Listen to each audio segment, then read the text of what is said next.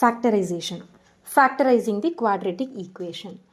Factorization usually 7th standard start ஆயிடும். So step by step ஈஸியாக எப்படி போடுறதுன்றதை பார்க்கலாம். Step number 1. So இந்த கோஎஃபிஷியன்ட், இந்த எக்ஸ் ஸ்கொயரோட முன்னாடி இருக்கிற நம்பர் தான் கோஎஃபிஷியன்ட் சொல்லுவோம். கரெக்டாக? இங்கே ஒன்றுமே இல்லை. ஸோ நான் என்ன பண்ணிக்கிறேன், இது ஒன்றுன்னு கன்சிடர் பண்ணிக்கிறேன். ஒன்றுமே இல்லைன்னா அது ஒன்று தானே அர்த்தம். ஸோ இந்த எக்ஸ் ஸ்கொயரோட கோஎஃபிஷியன்ட்டையும் கான்ஸ்டன்ட்டையும் மல்டிப்ளை பண்ணணும்.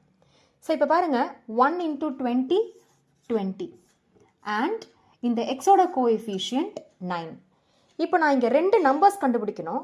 அந்த 2 நம்பரை மல்டிப்ளை பண்ணும்பொழுது எனக்கு 20 வரணும், ஆட் பண்ணும்பொழுது எனக்கு 9 வரணும். கரெக்டாக? நான் சொல்கிற கான்செப்ட் புரியுதா?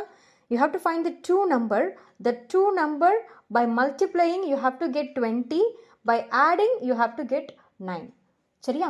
ஸோ இப்போ இந்த 2 நம்பர்ஸ் கண்டுபிடிக்கிறது தான் சேலஞ்ச். அந்த நம்பர் எப்படி கண்டுபிடிக்கிறதுன்னு பார்க்கலாமா? ஃபைன்.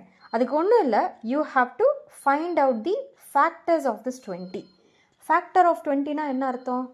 அதாவது எந்த 2 நம்பரை மல்டிப்ளை பண்ணினா ஆன்சர் 20 கிடைக்குதுன்றதை பார்க்கலாமா?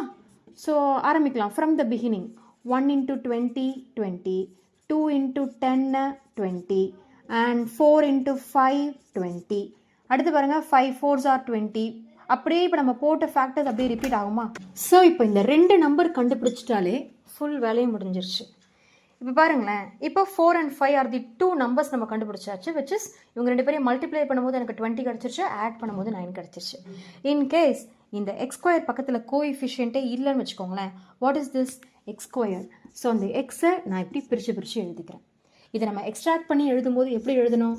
X plus 4 and X plus 5. அவ்வளோதான் ஆன்சர்.